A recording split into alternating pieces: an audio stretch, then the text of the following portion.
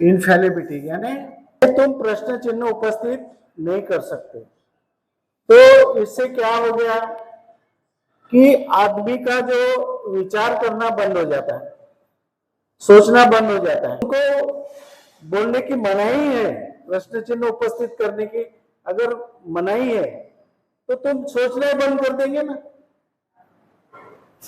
अभी हमारे लोगों, जब हमारे लोग अछूत थे तो हमारे लोगों को सब बंदी थी, चाहे कितना भी ज्ञानी है, लेकिन उसको बंदी थी, उसको काम नहीं मिलता था, अछूत था तो उसको। फिर उसने बोला कि मेरे में सब है टैलेंट, लेकिन सब बंदी है, मैं कुछ नहीं कर सकता। तो उसके अंदर का जो टैलेंट है धीरे धीरे कम होने लगा। वैसा ही जो है उन्होंने लगा दिया कि हमारे धार्मिक ग्रंथ के ऊपर तुम प्रश्न चिन्ह लगा नहीं सकते, सभी ने बोल दिया। तो कितना भी बुद्धिमान हो लोग, तो वो कहेंगे कि मैं क्या करूं, अभी वो अंदर घुसेंगे नहीं, उसके ऊपर जानकारी पर लेगा नहीं, उसके ऊपर ये नहीं करेगा वो। तो उसका जो वैचारिक स्वातंत्र का कोई फायदा रहा क्या? कोई फायदा रहा, कोई मतलब रहा क्या? कोई मतलब नहीं रहा। इसलिए ये एक विचार है, एक विचारधारा है कि वैचारिक स्वातंत्र को नकारा गया। दूसरी विचारधारा है कि वो विचार स्वतंत्र को समर्थन करती है और वो कहती है कि मनुष्य को सत्य और यथार्थ सत्य जानना ही चाहिए। विचार स्वतंत्र ही सत्य की खोज का एकमात्र मार्ग है, ये विचार है। दूसरा जो विचार है कि विचार स्वतंत्र को रोकना है। जैसे हम देखते हैं कि पुरातन जमाने में कि महिलाओं को विचार स्वतंत्र नहीं था, शूद्रों को विचार स्वतंत्र नहीं था, अछूत लोगों को विचार स्वतंत्र नहीं था, उनको बोलने की मनाही थी। जैसे वेद अगर बोलता है तो उसकी जबान काट ली जाती थी, ये ग्रंथों में लिखा हुआ है। तो विचार स्वतंत्रता नहीं थी, लेकिन विचार स्वतंत्र इसलिए आवश्यक है कि हर एक के मन में अच्छा अच्छा प्लान रहता है, हर एक के मन में अच्छे अच्छे विचार रहते हैं। तो मेरा तो पर्सनली ये कहना है कि हर एक को उसके विचार रखने की परमिशन देना चाहिए, इजाजत देना, ताकि उसके जो अच्छे विचार है वो समाज के काम में आए, समाज के कल्याण के लिए काम में आएंगे। अगर उसको हम विचार स्वतंत्रता नहीं देंगे तो उसके अच्छे विचार उसके मन में दब जाएंगे, तो जो समाज का हित होने वाला वो नहीं होगा। इसलिए सबको स्वतंत्रता मिलना चाहिए। अब दूसरा जो विचार प्रवाह है, ये बाबा साहब ने तो रीडर्स ऑफ हिंदुइज्म किताब लिखा, उसमें तुम्हारे ईश्वर परमेश्वर कैसे है, उनका रीडर्स क्या है, कैसे बाबा साहब ने किताब ही लिख दिया। लेकिन आज ऐसी परिस्थिति भारत में बनी हुई है, ऐसा वातावरण बना हुआ है कि हम आज के समय हम नहीं बात कर सकते। आज खुलेआम उनके ईश्वर परमेश्वर से हम टीका नहीं कर सकते। अभी उन्होंने 22 प्रतिज्ञा ली थी खुलेआम, तो उसके ऊपर भी विरोध हुआ था। तो आज जैसे आज के समय हम कितने गुलामी के तरफ जा रहे हैं, हम नहीं बोल पा रहे। हम ये चार दीवारी के अंदर बोलते हैं, लेकिन ओपन में बाहर जाकर ये चीजें नहीं बोल सकते।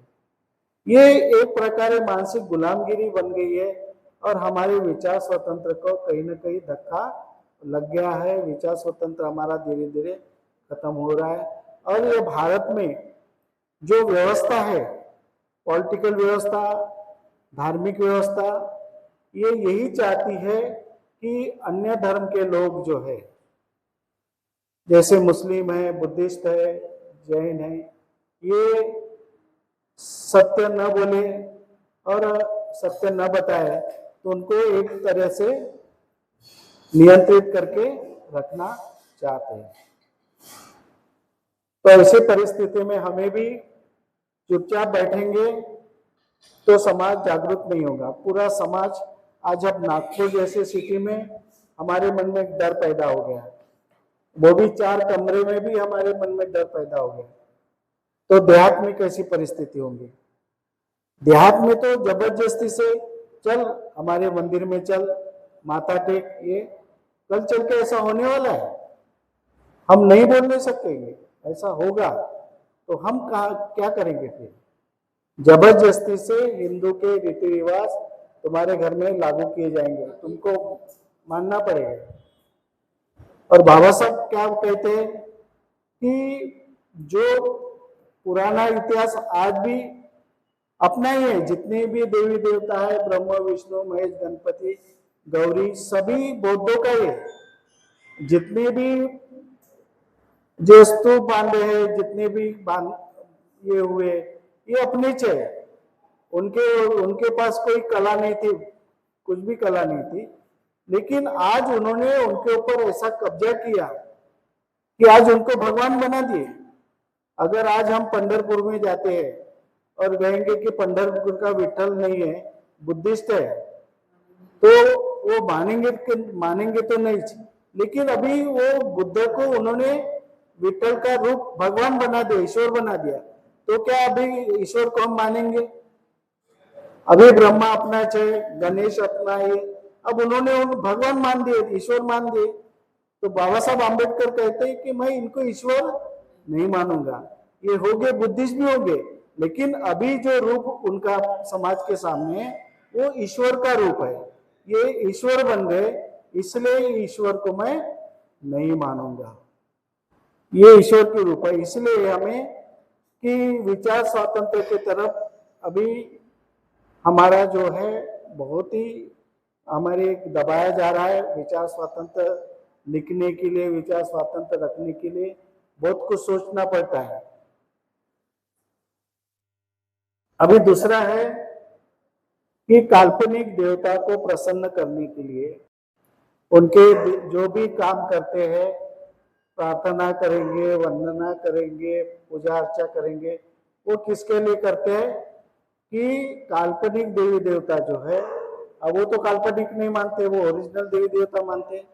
तो देवी देवता को प्रसन्न करने के लिए वो सारा कर्मकांड करते, त्याग करते। कितना भी त्याग, लोगों को अगर बोले कि ये 1 लाख रुपए दे दो तो वो दे देगा, उसके पीछे क्या रहेगा कि मैं इतना बड़ा त्याग कर रहा हूं तो ईश्वर मेरा कल्याण करेगा, मेरा भला करेगा। तो इनके पीछे जो भावना होती है वो ईश्वर को प्रसन्न करने के लिए कुछ भी त्याग करते हैं। तो एक ही विचार हो गया। दूसरा बुद्धा विचार क्या है, बुद्धा स्ट्रीम क्या है कि for the welfare of others self denying, कि दूसरों के कल्याण के लिए स्व त्याग परित्याग करो। हम जो कर रहे कर्मकांड वो बुद्ध का विचार नहीं है, बाबा साहब का विचार नहीं है। तुम ऐसा कर्मकांड करो, ऐसा त्याग करो कि स्वयं का त्याग करके दूसरा का कल्याण कैसे कर सकते हैं। समाज का, दूसरों का कल्याण करने के लिए स्वयं का परित्याग तक करो, इतना बड़ा त्याग बुद्ध धर्म में बताया। तो 2 विचारों में फर्क है। सबको मेरा जय भीम, नमो बुद्धाय। आज का विषय है विचारधाराओं का संघर्ष, जो भंते जी ने हमें अभी बताया है। भंते जी कहते हैं कि विचार करने से कारण निर्माण होता है और कारण निर्माण होने से परिणाम निर्माण होता है। तो भंते जी ने एक एग्जाम्पल दिया कि धार्मिक ग्रंथों के प्रति अंधभक्ति, मतलब ये कारण विचार जो है, धार्मिक ग्रंथों के प्रति अंधभक्ति, ये अधम्म है। जैसे blind devotion to religious books, like पवित्र माना जाता है धर्म ग्रंथों को, उस पर कोई प्रश्न नहीं पूछता, ईश्वरीय मतलब ईश्वर के वचन ही माना जाता है। तो ये सब अंधभक्ति में आता है। दूसरा टॉपिक बताया है धर्म की पुस्तकों का वाचन मात्र अधम्म है। मतलब बाबा साहब ने लिखा है बुद्ध एंड हिज धम्मा में कि धर्म की पुस्तकों का वाचन मात्र, सिर्फ वाचन मात्र ही अधम्म है। उसको समझना भी बहुत जरूरी है और प्रश्न करना भी बहुत जरूरी है। गलती की संभावना के परे या अंतिम हो नहीं सकती। मतलब जो भी बात कही जाती है, ग्रंथों में कहे या फिर कोई किताबों में कहे, तो वो अंतिम सत्य नहीं हो सकता, उसको प्रश्न करना जरूरी होता है। यथा आवश्यक समय समय पर हर बात का पूर्ण परीक्षण एवं पूर्ण विचार होना चाहिए। बुद्ध ने बताया है और बाबा साहब भी कहते हैं, जब तक आपकी सोच पर या खरी नहीं उतरती कोई बात, तब तक उसे सत्य नहीं मानना चाहिए। आपकी अनुभूति पर या फिर आपके सोच विचार पर, आपके रिसर्च पर, आप जो वैज्ञानिक रिसर्च करते हैं या फिर किसी भी बात को आप उसको खरी उतारने पर आप पूरा प्रयास करते हैं, तब तक उसे सत्य नहीं मानना चाहिए। मैं एक सवाल पूछना चाहती हूँ कि आज इतने धर्म हैं और पवित्र ग्रंथ हैं, लेकिन समाज की बुराइयां नहीं मिटती है। आज भी हम देखते हैं अखबार में कि हर वक्त बुराई दिखाई देती है, लड़ाई झगड़े दिखाई देते हैं, स्त्रियों पर बलात्कार होते हुए हमें पता चलता है। तो ये सब धार्मिक ग्रंथों का या फिर धार्मिक गुरुओं का काम है कि उन्हें सही मार्गदर्शन देना लोगों को, ताकि समाज में परिवर्तन आ सके। इसलिए धार्मिक ग्रंथों पर या धार्मिक गुरुओं पर आप प्रश्न उठाइए, ताकि समाज में परिवर्तन आ सके। नहीं तो अंधविश्वास, ये तो अंधविश्वास हो गया कि समाज अंधविश्वास की तरह ग्रंथों पर या फिर धर्म पर विश्वास करे और सिर्फ अपनी जो ताकत है, सोच की ताकत है या संकल्प की ताकत है, वो हम दूसरों पर निर्भर हो जाते हैं, परावलंबी बन जाते हैं। अपनी ताकत को हम अपनी स्वतंत्रता नहीं मानते, अपनी सोच को हम स्वतंत्रता नहीं मानते रहे हैं। इसलिए आज हम देखते हैं कि इतने धर्म होने के बावजूद, हम इन्हें पवित्र ग्रंथ मानने के बावजूद भी समाज में बहुत सारी बुराइयां दिखाई देती है। बंते जी ने इसलिए हमें कहा है कि श्रद्धा और अंधश्रद्धा, श्रद्धा होनी जरूरी है। श्रद्धा मतलब ज्ञान, वास्तविक ज्ञान होना जरूरी है, और अंधश्रद्धा यानी अज्ञान या असत्य और काल्पनिक बातों पर विश्वास करना होता है। और स्वातंत्र, फ्रीडम ऑफ थॉट, दो विचारधाराएं चलती है हमारे देश में, जहाँ पे हमारा संविधान कहता है कि आपको फ्रीडम ऑफ स्पीच है, constitution gives the right to freedom of speech, और यहाँ पे हम कहते हैं कि धर्म ग्रंथ पर हम कोई भी प्रश्न नहीं उठा सकते। तो ये विरोधाभास है। तो भंते जी ने हमें बताया कि फ्रीडम ऑफ थॉट, धार्मिक ग्रंथों पर प्रश्न चिन्ह नहीं लगा सकते हैं, ये इनफेबिलिटी है।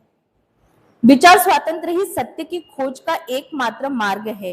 ये बाबा साहब कहते हैं कि विचार स्वातंत्र ही सत्य की खोज का एक मार्ग है। विचार करने से ही हम सत्य, किसी भी सत्य को खोज सकते हैं, फिर वो चाहे हमारे निजी जीवन में सत्य हो या फिर कोई सामाजिक सत्य हो या फिर कोई घटना की सत्य हो। हम इसका पता तभी लगा सकते हैं जब हमें विचार स्वातंत्र दिया जाता है। एग्जाम्पल मैं दे रही हूँ कि मिलिंद प्रश्न एक किताब है जो बाबा साहब कहते हैं, नागसेन भंते जी से प्रश्न पूछे थे, तो ये एक फ्रीडम ऑफ थॉट का ही तो एक्सप्रेशन है। धर्म ग्रंथ पर प्रश्न नहीं उठाना ऐसे कहते हैं, और एक तरफ हमारे कॉन्स्टिट्यूशन में राइट टू स्पीच है। तो ये दोनों बातें विरोधाभास जो चलती है हमारे देश में। दूसरा, हम कहते हैं कि तथागत बुद्ध मार्गदाता है, कोई ईश्वर नहीं है, क्योंकि उन्हें मार्गदाता इसलिए कहा जाता है क्योंकि उन्होंने हमें विचार करने की स्वतंत्रता दी है। वो कहते हैं कि मैं सिर्फ मार्ग बताता हूँ, आप उस मार्ग पर चलिए और स्वयं देखिए कि ये मार्ग सत्य पर आधारित है या नहीं है। इसमें मनुष्य को सत्य और यथार्थ सत्य जानना ही चाहिए, ऐसे बाबा साहब कहते हैं। Man must know the truth and real truth. तो रिसर्च बेस्ड जो भी ट्रूथ है, एक यथार्थ सत्य होता है और एक रियल ट्रूथ होता है। मतलब आप अगर किसी चीज को का रिसर्च करना चाहते हो कि क्या वास्तविक सत्य है, तो आपके सत्य अलग अलग हो सकते हैं, लेकिन यथार्थ सत्य ही एक ही होता है जिसपे आप कंक्लूजन निकाल सकते हैं।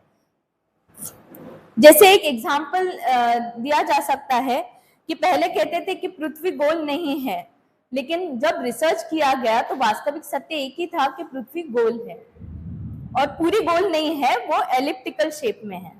एक विचारधारा है ये हमारे देश में कि काल्पनिक देवताओं को प्रसन्न करने के लिए हमें ये भी पता है कि पशु प्राणियों की हत्या भी की जाती है देवी देवताओं को प्रसन्न करने के लिए। ये भी एक वास्तविक सत्य है हमारे देश में। लेकिन एक दूसरी विचारधारा चलती है जहाँ पे भगवान बुद्ध और बाबा साहब कहते हैं कि दूसरों के कल्याण के लिए स्व परित्याग करना जरूरी है। अगर हमें कुछ भलाई करनी है या फिर परिवर्तन लाना है, तो हमें स्वतः त्याग करना चाहिए दूसरों के कल्याण के लिए, ना बल्कि हमें पशु हत्या या फिर कोई कर्मकांड करके देवी देवताओं पर अवलंबित होना चाहिए। बस इतना कह के मैं समाप्त करती हूँ। धन्यवाद। नमो बुद्धाय, जय भीम। आज का विषय है विचारधाराओं का संघर्ष। दो विचारधाराओं का संघर्ष, जो क्रांति और प्रतिक्रांति। और विचार जो एक तो कारण निर्माण करते हैं या कारण बनाए जाते हैं, और उसके परिणाम जो निकाले जाते हैं या निकल जाते हैं, जिससे कारण कभी कभी दुर्बल भी हो सकते हैं या सबल भी हो सकते हैं। दुर्बल अगर हो जाते हैं तो उसको अपन परिणाम में परिवर्तित नहीं कर सकते, वो हमेशा असफल ही होते रहेंगे। सबल कारण अगर है तो उसका जो परिणाम है वो अपन सफल बना सकते हैं। फिर उसके बाद में बंटी जी ने सिखाया धार्मिक ग्रंथों के प्रति अंधभक्ति। Blind devotion to religious books. धार्मिक ग्रंथों में जितनी भी बातें लिखी जाती है वो ज़्यादातर सत्य मानी जाती है, पर कहाँ तक सत्य मानी जाती है? जो उसके अंधभक्त होते हैं, जो मान के चलो जैसे अभी आज का गणपति का दिन है, गणपति बैठ रहा है तो कल से ही ढोल ताशे वगैरह ये वो, और उसमें जो मतलब सिर्फ हिंदू धर्म बोले या मुसलमान या कोई अपने जैसे लोग भी वहाँ जाते हैं, वो ढोल ताशों में गणपति को देखते हैं, ऐसे देखेंगे उसकी तरफ, अरे बड़ी मूर्ति है, जय श्री गणेश, ऐसा कहेंगे अपने लोग। पर उन लोगों को अपन बोल नहीं सकते क्योंकि उनकी जो अंधभक्ति है वो उनके यहाँ आ गई है। और यहाँ पे जब रहेंगे तो फिर बाबा साहेब जय भीम, बाबा साहेब जय भीम, नमो बुद्धाय जय भीम, सबको जय भीम मेरा, बस यहाँ तक कहेंगे। पर वहाँ से गली से गुजरेंगे तो वहाँ गणपति दिखेगा, फिर शिव दिखेगा, या जितने भी कितने 33 है 34 करोड़ जितने भी है वो दिखेंगे। फिर धार्मिक ग्रंथों में ईश्वरीय मतलब ईश्वर के वचन वो सत्य कहे जाते हैं। उन्होंने कहा जैसे ब्रह्मा के, अगर अपन टीवी सीरियल वगैरह देखते हैं या पिक्चर वगैरह देखते हैं तो उसमें अपने बताया जाता है कि वो तपश्चर्या कर रहा है 100 साल तक के, मतलब कितने दाढ़ी आती है उनको, शरीर मजबूत रहता है उनका, इतने सालों तक वो तपश्चर्या करते हैं तो उनका शरीर जो है एकदम तरोताजा मजबूत रहता है। और अपने गौतम बुद्ध जी ने जब तपश्चर्या की तो 6 साल के लिए, तो यहाँ हाथ लगाते तो पीछे हाथ लगता था। तो ये कौन सी धारणा अपन कह सकते हैं उनको कि वो करते हैं तो हष्ट पुष्ट रहते हैं, मतलब वो जितने भी साल करते होंगे, 100 साल करते होंगे, 200 साल करते होंगे, फिर ब्रह्मा आएगा, प्रकट होगा, बोल बेटा तेरे को क्या होना, क्या होना, अमृत होना कि क्या होना तेरे को। फिर वो बोलेगा मेरे को ऐसा वरदान दो कि ना धरती से मरूंगा, ना कैसे मरूंगा, ना इधर से मरूंगा। फिर भी उसको मारने के लिए कौन है? फिर वो दूसरा भगवान, सेकंड नंबर विष्णु भगवान, मैं जाऊंगा, मैं अवतार लूंगा। ऐसी मनगढ़ंत बातें जो है, तो इसके लिए वो कहा जाता है कि धार्मिक ग्रंथों में लिखी बात पवित्र मानी जाती है। इसी कारण से मानी जाती है क्योंकि ये ज्यादातर फैलाते रहते वहां पर, और हमारे जैसे लोग जो है उसको ईश्वर मान लेते हैं, उनके अंधभक्त बन जाते हैं और उन्हीं की पूजा करने लग जाते हैं। यहाँ पे तत्वज्ञान कितना भी अच्छा रहे, अपने काम का भी रहे और अपने आगे वाली उन्नति और अपनी जो दुर्गति होने वाली है उसके लिए जो है उसका विचार नहीं करेंगे। जिस दिन उस गड्ढे में वो खुद गिर जाएंगे तब बाहर निकालने वाला कोई नहीं रहेगा, तब उनको याद आएंगे कि हाँ बुद्ध भगवान है, उनके विचार हमें फॉलो करने चाहिए, बाबा साहब है, उनके विचार हमको फॉलो करने चाहिए। पर ऐसा तब कब होगा? जब वो गड्ढे में गिरेंगे, तब तक नहीं होगा। ये धार्मिक ग्रंथों पे प्रश्न चिन्ह भी नहीं लगा सकते, बोल नहीं सकते।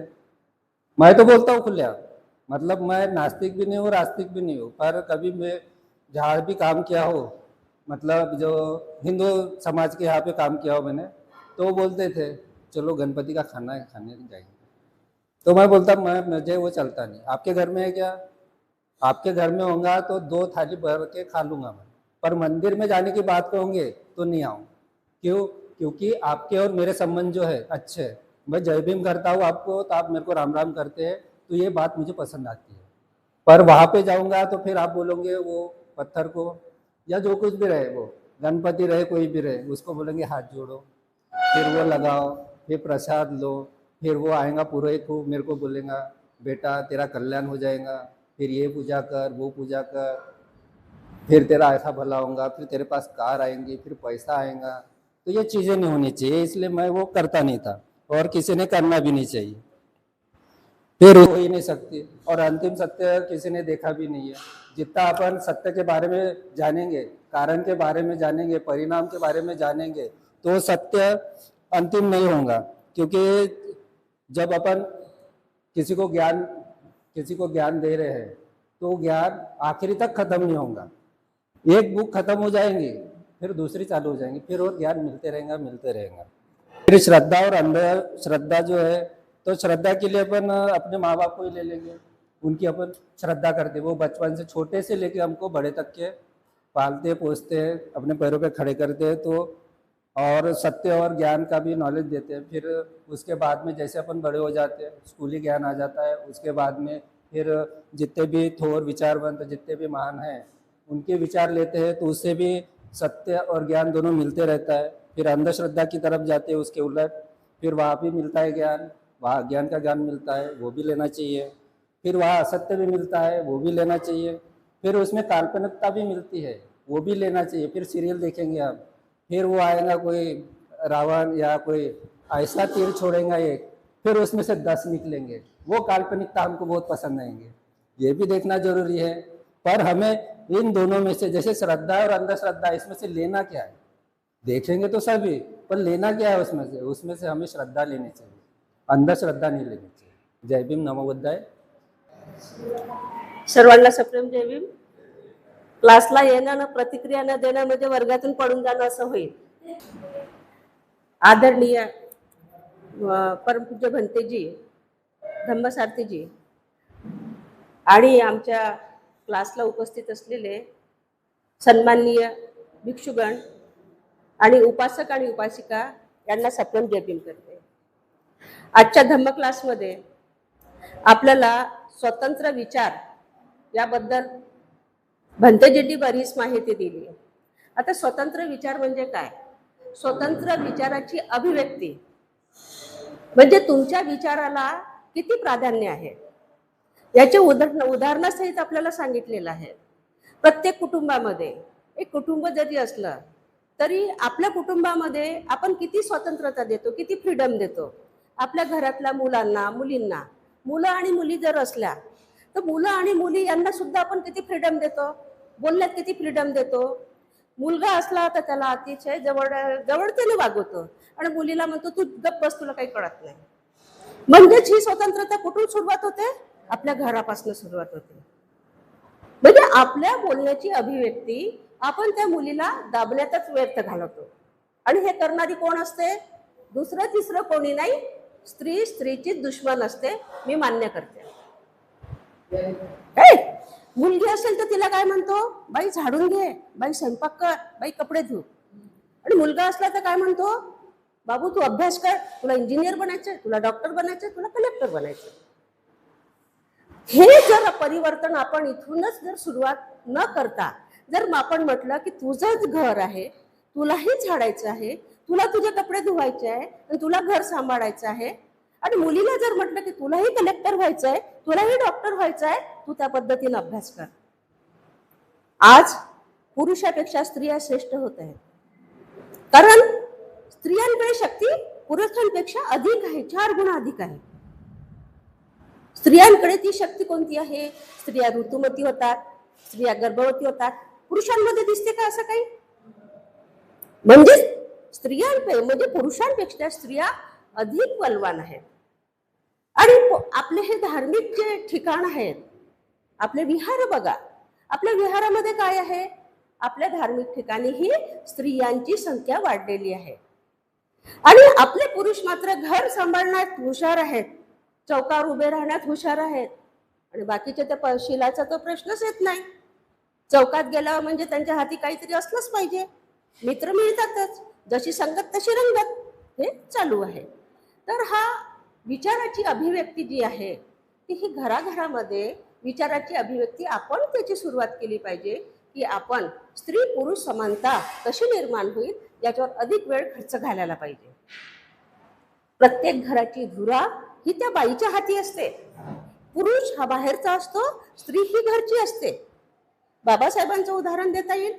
बाबासाहेब जेव्हा सामाजिक कार्य करण्यासाठी बाहेर राहायचे आणि माता रमाई जेव्हा घर सांभाळायची, तर असं एकही कुटुंब नाही की त्या कुटुंबामध्ये माता रमाईने घर सांभाळलं।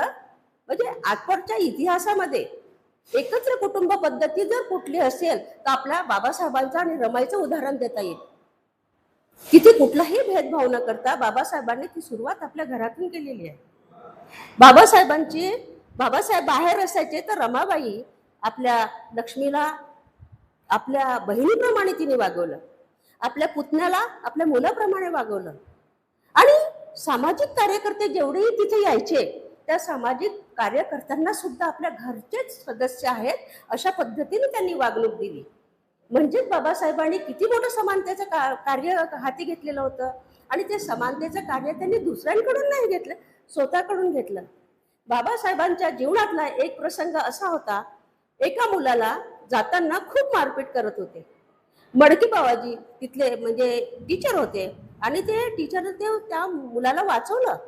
आणि त्या मुलाला म्हणते, माझं वडील का मारत आहे म्हणते. तर म्हणते, माझे वडील म्हणते मला रोज दारू आणायला पाठवतात आणि मी दारू नाही आणत म्हणून मला मारतात.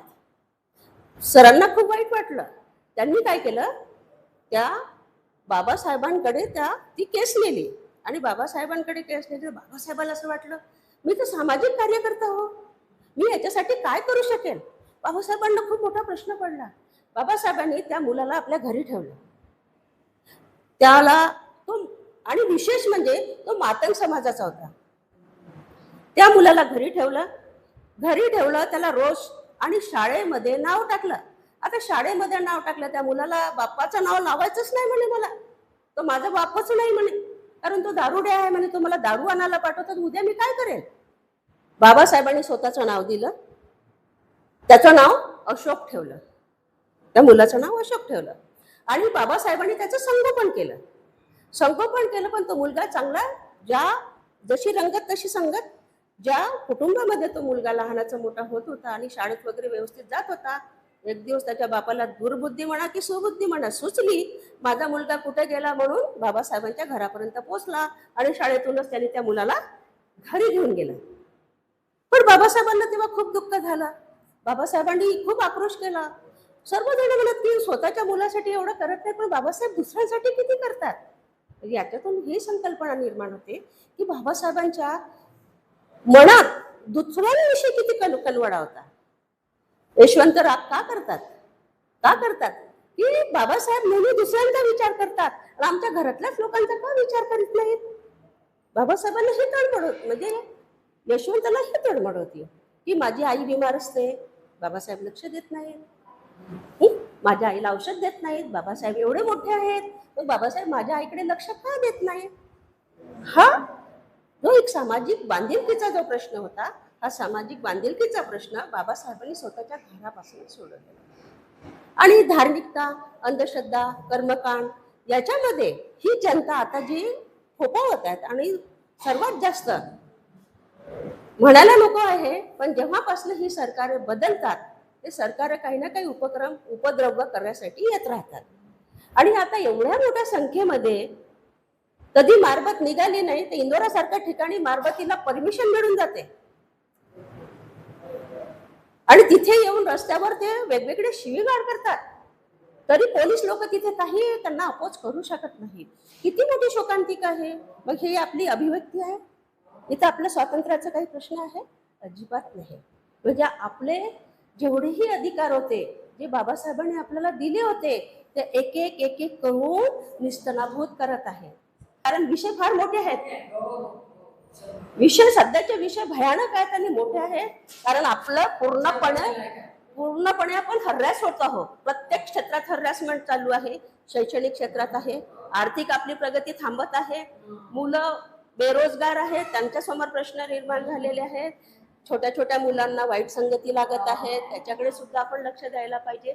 पण एक जबाबदार नागरिक म्हणून जे बाबासाहेबांनी आपल्याला एका वोटाचा जो अधिकार दिला, त्या एका वोटाचा अधिकार आपण जाणून आपण स्वतःची बुद्धी जागृत ठेवली पाहिजे. जे बाबासाहेबांनी दिलं ते टिकून ठेवण्याची क्षमता आपल्यामध्ये असली पाहिजे. एवढंच या ठिकाणी बोलते, थांबते. जय हिंद.